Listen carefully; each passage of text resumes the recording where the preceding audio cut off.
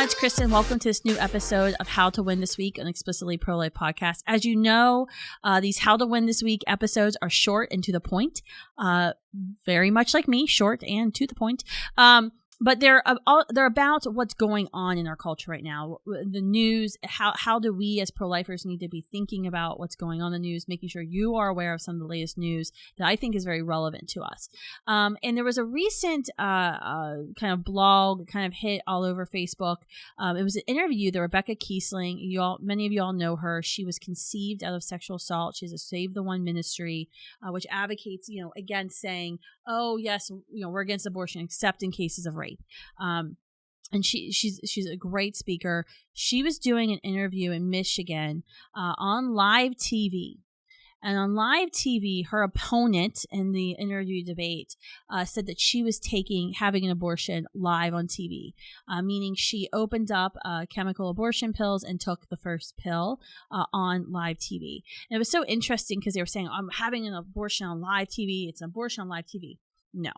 The real abortion is going to take place in that young woman's bathroom in a few days when the bleeding and the cramping begin, and when her child is expelled from her body into her toilet. That's really, if the TV camera wants to be accurate about where abortion is happening, it's going to be in her bathroom of her apartment, of her home. If any of you all have seen the Unplanned movie about Abby Johnson's conversion to the pro-life movement, that to me, that scene of Abby actually having her second abortion, a chemical abortion, is the most profound point in that whole movie for me. I felt like it was something that needed to be seen by every American, because this is the reality of chemical abortion, what you didn't see at that TV interview when the girl just popped a pill and drank it with a glass of water. We saw this at the Supreme Court not long ago, where activists, I think it was during the Dobbs decision day here, Dobbs hearing day on December 1st, where activists said that they were taking the abortion. We don't know if they were actually taking the abortion pill, RU46, beginning of the cocktail, but they said that they were. The goal of this is to make chemical abortion seem as easy as taking a pill. That's commonplace. This is what the abortion industry wants, because they are an industry that makes money. The reality is chemical abortion is not easy. One, it's not cheap. They act like it's just like a simple pill you get. This is an expensive chemical cocktail, multiple pills.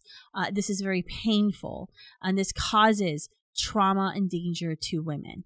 Not only does it end the life of a human child, of a precious child created in the image of God, but it gives women enduring trauma. In fact, I was speaking with Lisa Rowe from Support After Abortion just the other day, and she mentioned, we were talking about post-Roe America, what's coming, and what we believe is going to be an epidemic of women and men in need of post-abortive healing when the Supreme Court no longer says abortion should be legal throughout the land and usurp the laws of the states, because so many people derive morality from legality. So they had an abortion, kind of felt icky about abortion, but did it anyway because it was illegal. And then all of a sudden, when it's not legal anymore, they're going to have to rectify those feelings that they've had. And one of the things Lisa and I were talking about was this epidemic of chemical abortions, and their estimation at Support After Abortion, they think in the next year 70% of all abortions will be chemical abortion. We already know it's about 45%, almost half, from the latest data we have from the Guttmacher Institute, which, we have no national abortion reporting law. I've talked about that before, and that's a major problem. We have to use the abortion industry's own data to try to figure out what's actually going on, but that's significant. But she said, something that's impactful for me was that she relives the trauma of the abortion every day, where if a woman seeks a surgical abortion, she might pass it occasionally, or she might remember that straight, but she's going to go in her bathroom to brush her teeth every single day and remember that abortion. That's really where the TV camera should have been. So let's just talk about chemical abortion and how it actually kills a child and what the side effects are of chemical abortion are. This is information you need to memorize, because I can't tell you how many times, I mean, literally every single time I've had a conversation about chemical abortion in midst of a Christian crowd of pro-life believers in the past 6 months, every time I talk about abortion, I always now bring up chemical abortion, because that is the abortion industry's post-Roe strategy. I've mentioned that multiple times. They've already enacted their post-Roe strategy. We're talking about ours. They've enacted it. But every single time I have this conversation, people will come up to me afterwards and say, isn't that just like Plan B? Isn't that Plan B? No, chemical abortion is not Plan B. We, the pro-life movement, need to educate ourselves and those who support the pro-life movement, who understand that abortion is a violent, cruel ending of a unique human life. We need to educate ourselves about what chemical abortion is. This is a 2-drug cocktail. The first pill that is taken cuts the production of a hormone that feeds the child. So it starves the child. And then the second pill forces the child to be violently expelled from the mother through induced contractions. That is why this pill is extremely painful. In fact, you can go on to pregnancy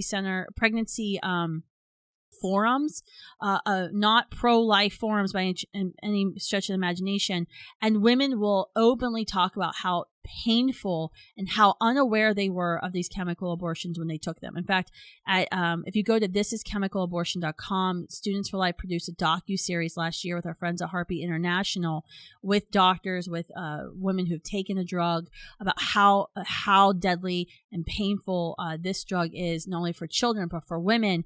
We actually compiled a book. It's about 70 pages just of women who went to public forums, chat rooms about pregnancy, and were reporting how painful and how bad their chemical abortion experience was. And some of these women in their comments even say, I don't regret my abortion. I'm glad I had my abortion. I'm still pro-choice, but I tell everybody I know, every woman I know, never to have a chemical abortion. So we actually compiled all these comments that we had found, not even searching for them, put them into about a 70-page PDF document. You can download it for free on thisischemicalabortion.com. And you need to have it handy when you walk into, your state legislator's office and tell them to pass the chemical abortion ban or the chemical abortion online ban that Students for Life Action's trying to get them to pass in their state house. So use that. But so I told you how it works, these 2 pills, this chemical cocktail. But let's talk a little bit about the side effects. So major side effects, I've got a list here. Pain that is very severe. Heavy or prolonged bleeding for weeks. Abby Johnson talks about bleeding for months after her chemical abortion. Fever, infection, incomplete abortion, about 15%. Think about this from a money-making standpoint. The abortion industry sells her chemical abortion, tells her it's easier for her. They make money because they don't really have to pay anybody to do anything. They don't have to pay for the disposal of the child. They don't have to pay the nurses. They don't have to pay for anything. So they charge her hundreds of dollars, $400 to $600 for chemical abortion pill. And then 15% of those chemical abortions are incomplete abortions that then she has to go back and have a surgical abortion, which they charge her for. This is why they love chemical abortion. Nausea, vomiting, diarrhea, feeling dizzy, headaches, long-lasting hot flashes, hemorrhaging, which is lots of blood loss, rapid amounts of blood loss, which is very dangerous because we don't know, a lot of us don't know what's the difference between heavy bleeding versus hemorrhaging. Like I've felt sometimes, certainly in my life, with a very painful period history, that I was hemorrhaging. Like there was how is this possible? Blood clots, undetected ectopic pregnancy, permanent infertility. So this is what we've been talking a lot about in the pro-life movement, with the Biden administration dropping all common sense regulations, REMS, risk evaluation mitigation strategies, this December with the FDA. Now a woman doesn't even need to have a blood test to make sure she's not Rh negative before she is given and ingest these pills, or an ultrasound. This is extremely dangerous for women because if a woman is having an ectopic pregnancy, the child is lodged into the fallopian tube. She takes these pills, her fallopian tube can rupture, she can bleed internally and die. This is why you have to confirm the location of the child before you have an abortion. A blood test for whether or not she's Rh negative. If she is Rh negative, which about 15% of the population is, if she's Rh negative and she is not administered a RhoGAM shot before or immediately after the abortion, which she's not, because these are no-test abortions. She's not getting a blood test. She's not seeing anybody. Now, this is what Planned Parenthood's been lobbying for, what the FDA has given them because they've bought and paid for the Biden administration. Now, if she's Rh negative, it could potentially lead to infertility for the rest of her life, meaning she'll be able to get pregnant but not able to carry to term. So late miscarriages, painful miscarriages of her children. We always see these Hollywood starlets talk about their abortion, how they shout their abortion, proud of their abortion, and then a few years later they'll be talking about their struggle with infertility. Coincidence? I think not. In one study, 1,000 women who attempted chemical abortion were surveyed for outcomes. The results were very concerning in this survey. 7 of the 1,000 reported needing blood transfusions after their chemical abortion because of the loss of blood was so severe. 26 reported needing antibiotics for infection. For 50 women, the drugs failed and surgical abortion was needed. 93 out of these 1,000 women reported experiencing any symptom which they were advised to seek medical care. 87 of the 93 actually sought attention. The Charlotte Lozier Institute, our good friends at Charlotte Lozier Institute, released a shocking study this past November showing that emergency room visits relating to an abortion following a chemical abortion increased 500% from 2002 to 2015, according to Medicaid claims data. This is government data. Over the same period, chemical abortions in that population increased from 4.4% to 34.1%. So there you go. This is a dangerous, dangerous drug.